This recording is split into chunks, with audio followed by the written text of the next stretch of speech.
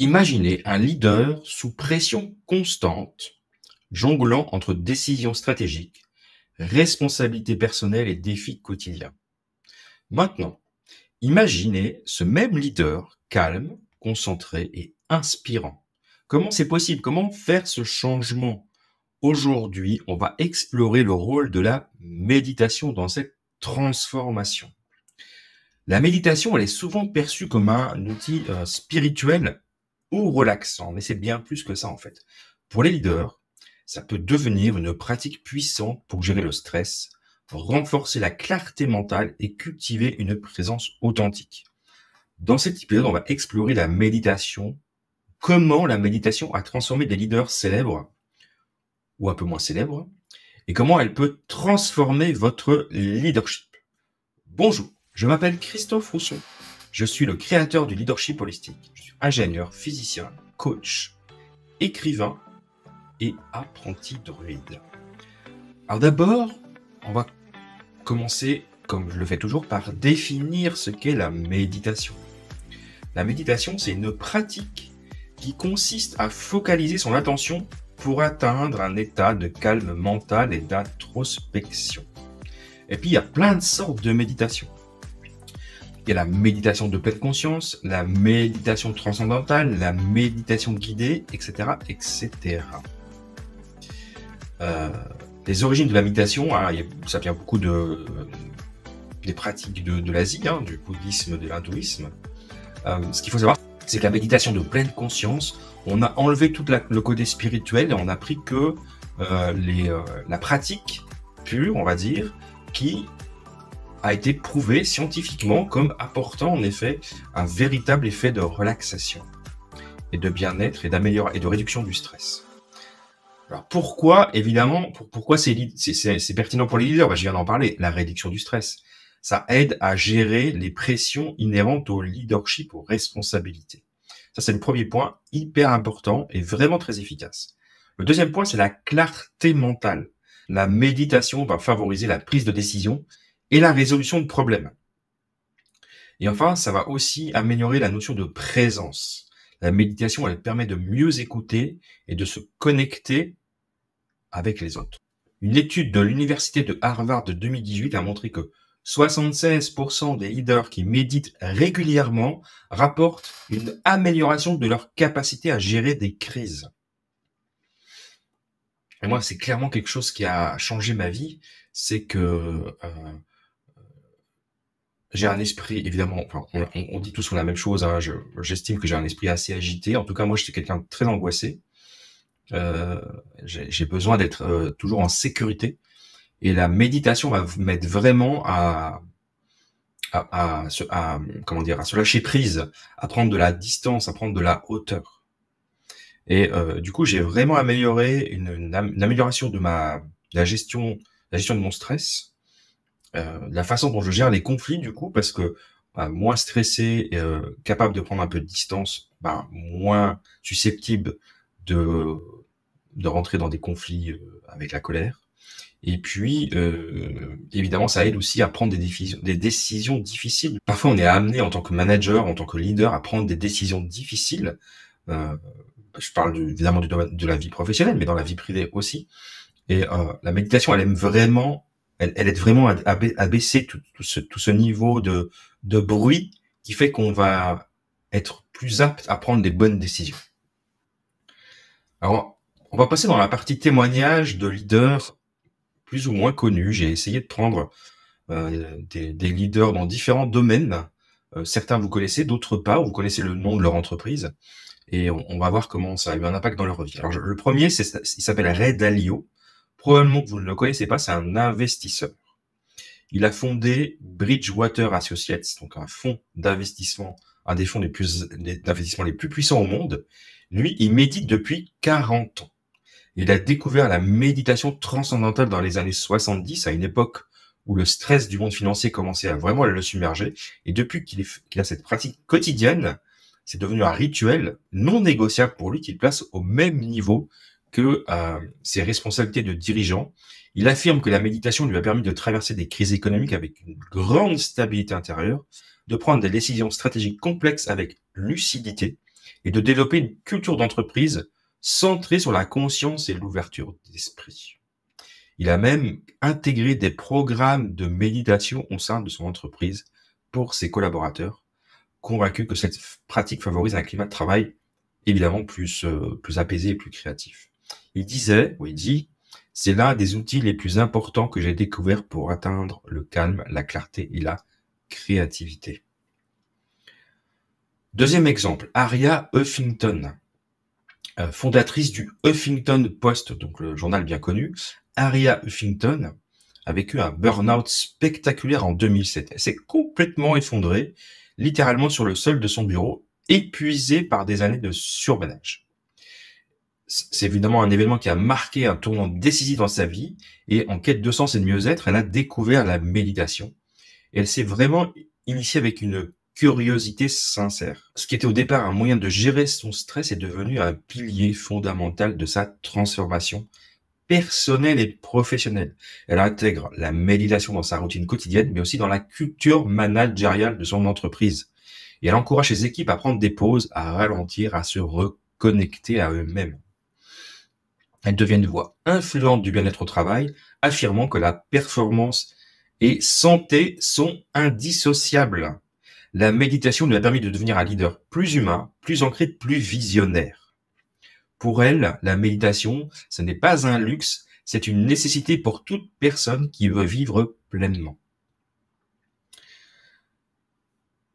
Autre exemple très intéressant, un PDG d'une société qui s'appelle Salesforce. Alors peut-être vous connaissez ou pas. Il s'appelle Marc Benioff. Et puis Salesforce, c'est une entreprise américaine spécialisée dans les solutions de gestion de relations clients, les CRM, en mode cloud. Donc c'est une grosse start-up qui fonctionne très bien, qui est reconnue pour son innovation technologique et son engagement sociétal. J'en parle beaucoup dans mes exemples d'entreprises, de management, dans le cadre du lean holistique. C'est vraiment une belle entreprise avec un beau management. Alors, le PDG, donc je rappelle son nom, Marc Benioff, lors d'un voyage à Hawaï, il découvre les enseignements de la sagesse polynésienne. Et puis, en Inde, il va plonger dans la méditation. Puis il commence à s'asseoir chaque matin en silence, juste pour écouter le silence, écouter son souffle, écouter son intuition.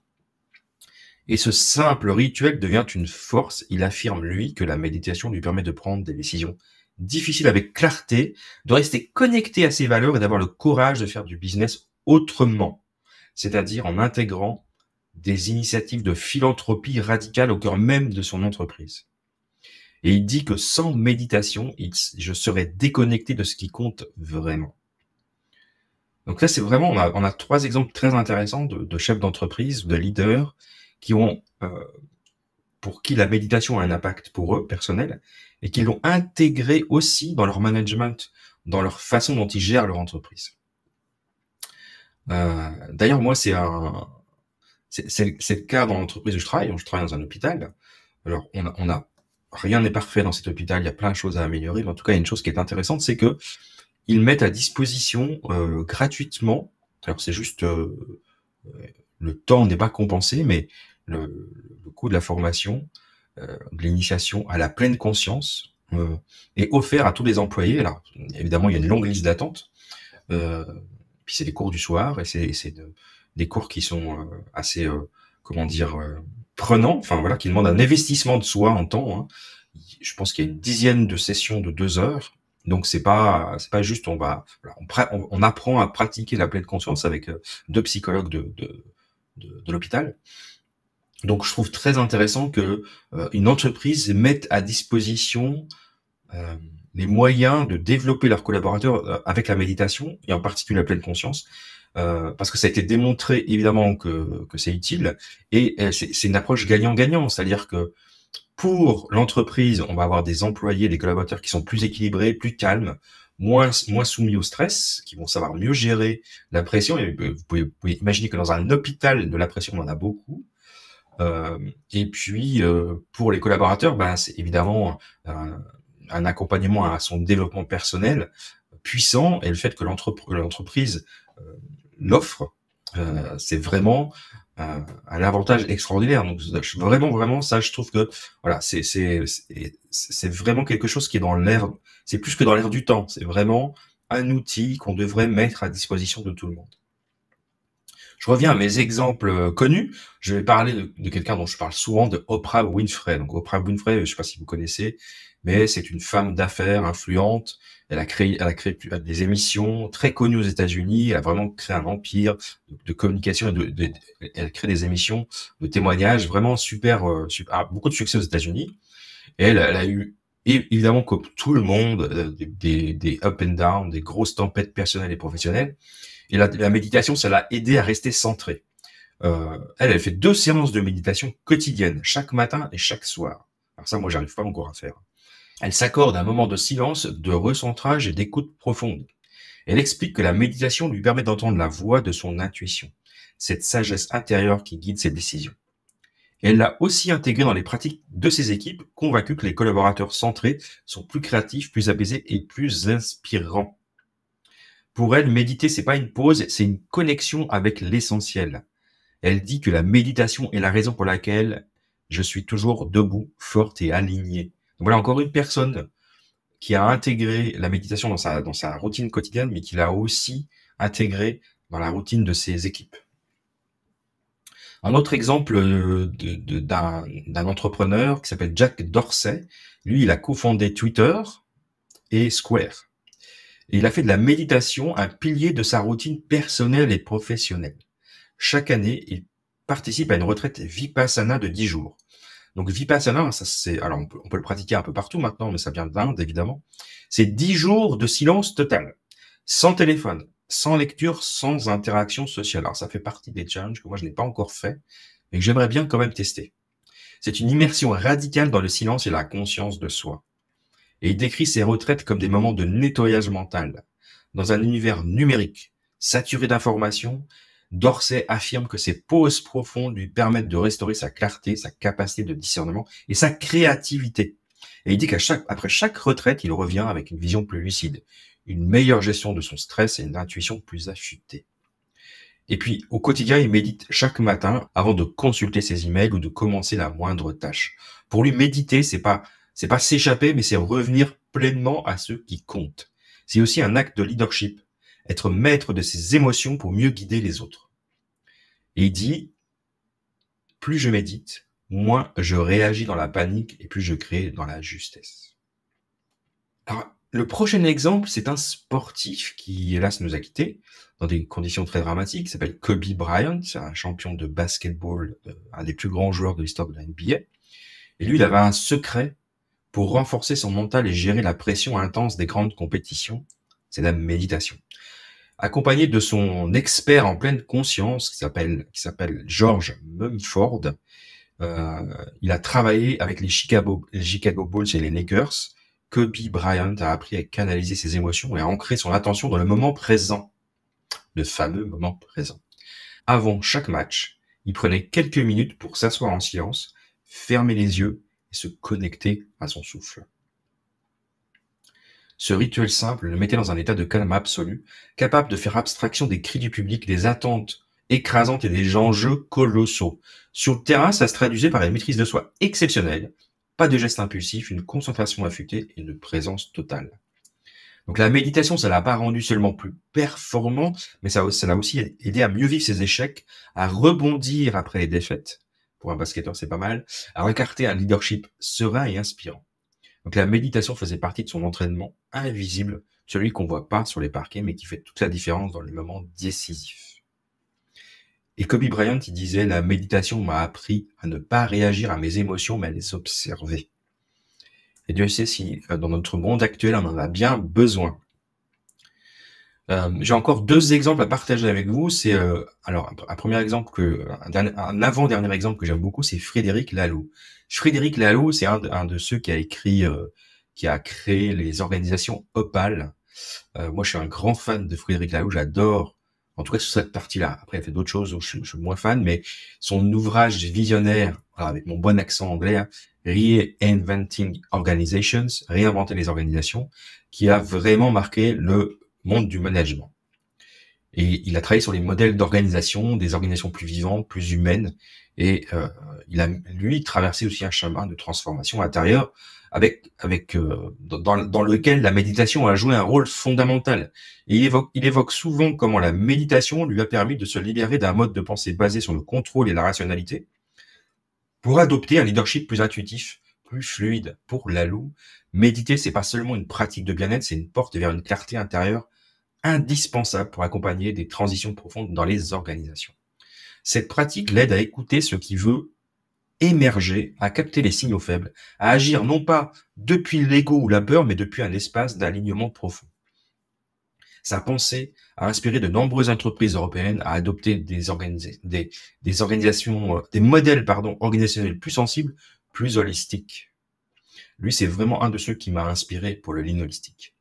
Il dit « La méditation me permet de faire taire le bruit pour entendre ce qui veut émerger, et c'est là que l'innovation profonde naît. » Et puis, je vais vous parler d'une autre personne française très connue, Christine Lagarde. Christine Lagarde, présidente de la Banque Centrale Européenne, ancienne directrice du FMI et ancienne ministre de l'économie, elle évolue depuis des décennies dans les sphères de pouvoir où la pression est omniprésente, et je vais rajouter, en particulier pour une femme. Et lors de négociations internationales tendues dans les sommets européens ou face aux crises financières, elle a souvent été reconnue pour son calme impressionnant, sa clarté d'élocution et son autorité tranquille. Dans plusieurs interviews, elle révèle qu'un de ses secrets est la méditation. Pas toujours formelle, mais constante. Elle parle de respiration consciente avant une prise de parole, de silence intentionnel dans les échanges, de micro-pauses pour retrouver son axe avant de répondre à une question cruciale. Cette approche consciente du temps et du souffle et de la présence lui permet d'agir avec discernement plutôt que de réagir dans la précipitation. Et dans un monde où la rapidité est souvent glorifiée, Christine Lagarde incarne une autre forme de leadership, celui qui s'appuie sur la maîtrise de soi, l'écoute et la sagesse du silence. Et j'aime bien, il y a une phrase qu'elle dit que je trouve extraordinaire. Il faut parfois se taire en soi pour entendre ce qui compte vraiment. Parlons de Mathieu Ricard, le moine scientifique au service de l'altruisme. Ancien chercheur en biologie moléculaire, devenu moine bouddhiste, Mathieu Ricard, très connu, il est très très populaire maintenant, est un des plus fervents ambassadeurs de la méditation dans le monde francophone. Il a participé à de nombreuses études scientifiques sur les effets de la méditation sur le cerveau, notamment auprès de l'université de Madison, qu'il a surnommé l'homme le plus heureux du monde après l'analyse de son activité cérébrale. Mais au-delà des données neurologiques, des études scientifiques, Mathieu Ricard transmet une vision profondément altruiste du leadership. Pour lui, méditer, c'est cultiver la clarté, la stabilité émotionnelle, mais aussi la compassion. C'est évidemment une qualité essentielle pour les dirigeants d'aujourd'hui, et il accompagne régulièrement les leaders d'entreprise dans des retraites de silence ou des temps de contemplation, les aidant à se reconnecter à une dimension plus vaste d'eux-mêmes, et puis à orienter leur choix avec sagesse et bienveillance. Et puis Mathieu Ricard, il dit « La pleine conscience ouvre la voie à une forme de leadership éclairé, centré non sur l'ego, mais sur le service. » Et même dans les cercles druidiques, parce que vous savez que je suis apprenti druide, les anciens savaient déjà que le silence ou l'écoute intérieure étaient des forces de transformation. Dans les rituels pratiqués au cœur des forêts sacrées, on nous invitait à l'introspection, à l'alignement, à l'écoute du monde invisible. Et ils comprenaient que la sagesse ne venait pas de l'agitation, mais de l'espace intérieur. Mon guide imaginaire et sensei druide dirait que la véritable sagesse ne jaillit pas dans le tumulte, mais dans l'espace entre deux respirations. Un espace où on cesse de courir, où on commence à écouter. Un espace où le leader moderne rejoint le chaman ancien, où la transformation devient possible. On va avancer dans cet épisode. Je rappelle les impacts et les bénéfices de la méditation sur le leadership, la gestion du stress et des émotions. La méditation réduit le cortisol, l'hormone du stress, et favorise un état émotionnel équilibré. Ça améliore aussi la concentration. Les leaders méditants rapportent une meilleure capacité à se concentrer sur des tâches complexes. Il y a une étude de UCLA de 2021 qui montre que 20 minutes de méditation quotidienne augmentent les capacités de concentration de 25%. 20 minutes, c'est pas beaucoup dans la journée. Il y a toujours 20 minutes où on n'a rien à faire. Mais en même temps, 20 minutes, c'est pas facile. Donc je rappelle, hein, commencez toujours par des petits pas, on verra ça à la fin. La méditation, ça permet le développement de l'empathie, de la présence. Parce que ça favorise une écoute attentive, ça renforce la connexion avec les autres. En réunion, par exemple, un leader méditant est plus attentif aux besoins de son équipe et va éviter des réactions impulsives. Le quatrième point et le dernier point dans les bénéfices de la méditation, c'est la résilience et la prise de décision. En renforçant la capacité à gérer l'incertitude, la méditation aide à prendre des décisions réfléchies, même sous pression. On peut pas contrôler. Vraiment, la méditation, c'est l'aide au lâcher prise. C'est comme ça que je le dirais. Il faut sortir du contrôle. Ça veut pas dire qu'il faut faire n'importe quoi, mais ça veut dire que parfois, il faut accepter qu'on n'a pas le contrôle. Et puis que les choses vont quand même bien se passer, parce qu'il faut faire confiance. Alors maintenant, et pour finir, je voudrais donner quelques techniques simples pour intégrer la méditation au quotidien. Alors la première, c'est évidemment la méditation en pleine conscience, celle que je recommande le plus, enfin celle qui me parle moi, mais après chacun est libre de faire ce qu'il veut, hein. Donc commencez par faire des courtes méditations. Asseyez-vous dans un endroit calme, ou allongez-vous, peu importe. Fermez les yeux et se concentrer sur sa respiration. Et puis si l'esprit vagabonde, ramenez doucement son attention à son souffle. Et puis c'est ok, et c'est pas très grave que l'esprit vagabonde, parce que ça fait partie du jeu. L'idée, c'est pas essayer de le contrôler, mais c'est de se rendre compte du moment où il est sorti. Voilà, on n'est plus concentré sur la respiration, puis c'est très difficile de rester concentré sur la respiration très longtemps. C'est de se dire, bon voilà, je reviens, je me recentre sur la respiration. Et puis c'est tout. Très simple. Une autre façon de faire, si vous n'êtes pas vous n'êtes pas fan de la méditation assise au coucher, la méditation en marchant. La pleine conscience du coup, hein, c'est pas vraiment une méditation, mais c'est la pleine conscience en marchant. Lors de vos déplacements, concentrez-vous sur chaque pas, la sensation de vos pieds sur le sol et des sons autour de vous. Et puis, au début, on décompose un peu les pas, on marche plus doucement, on pose le premier pied avec son talon, puis après la pointe des pieds, ou l'inverse, ça dépend comment vous marchez. On écoute sa respiration, voilà, on décompose un peu ses mouvements, puis petit à petit, on reprend un rythme normal, tout en étant conscient et pleinement conscient de tous les mouvements que l'on fait lorsqu'on marche. Alors ça, on peut le faire quand on va au travail, on peut le faire quand on marche en forêt, c'est encore mieux, évidemment. La méditation guidée, voilà, très très connue, hein, on utilise une application ou un podcast pour suivre une méditation guidée, adaptée à vos besoins. Donc là, on a plein on a petit bambou, on a Calm, on a Headspace, on a Insight Timer, voilà, il y a plein d'applications avec des méditations gratuites. Donc là, je vous laisse regarder. Moi, j'en ai pas. Moi, j'aime beaucoup Petit Bambou, hein, pour être très honnête. En plus, il y a plein d'initiations à la méditation gratuite, donc c'est vraiment cool. Une que j'adore, c'est le scan corporel. Alors là, ça fait partie aussi de ces méditations pleine conscience. Alors, j'aime bien le faire le soir avant de m'endormir, prendre 5 à 10 minutes. 5 minutes, ça suffit, hein, pour scanner mentalement chaque partie du corps, en relâchant les tensions. Puis on commence par exemple, le pied gauche. On commence par les doigts de pied, la plante des pieds, les talons, la cheville. Puis après, on monte, les mollets, le genou, le devant des genoux, l'arrière des genoux. Voilà. Doucement, on se fait son petit scénario. Il y a aussi des méditations, des scans corporels guidés, hein, donc ça vous trouvez sur YouTube ou dans les applications dont on a parlé tout à l'heure, pour faire des scans corporels guidés si jamais on n'arrive pas tout seul. On peut faire tout seul, on peut faire guidé. Ça, c'est vraiment un des basiques de la pleine conscience, de la méditation en pleine conscience, vraiment très efficace pour se relaxer et bien dormir.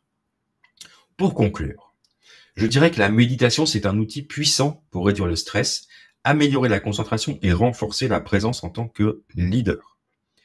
Elle ne nécessite ni équipement, ni conditions spécifiques. Quelques minutes par jour suffisent pour commencer. Je rappelle, on fait du Kaizen.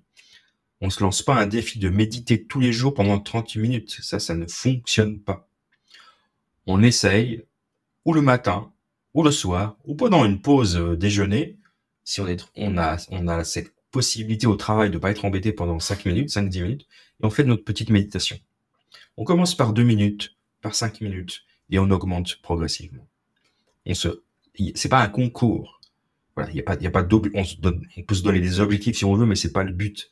Le but, c'est de pratiquer lentement mais sûrement et de mesurer les effets de cette pratique. Vous allez voir que vous allez vraiment calmer le mental, devenir plus moins stressé, plus calme, avec cette capacité avec cette clarté mentale, cette capacité à prendre de la hauteur. Donc le défi de la semaine, essayez une des techniques que j'ai proposées pendant 5 minutes chaque jour. Puis faites ça pendant au moins une semaine. Puis voyez un peu les effets. Notez vos ressentis. Prenez un petit journal, notez vos ressentis, les changements que vous observez dans votre énergie et dans votre concentration. Et puis, partagez vos expériences sur les réseaux sociaux du leadership holistique. Moi, ça me fait toujours plaisir de vous lire. Et dans le prochain épisode, on verra comment construire une routine matinale inspirante pour démarrer chaque journée avec clarté et motivation. Je me réjouis de vous retrouver la semaine prochaine. En attendant, je vous souhaite une belle semaine. Prenez soin de vous.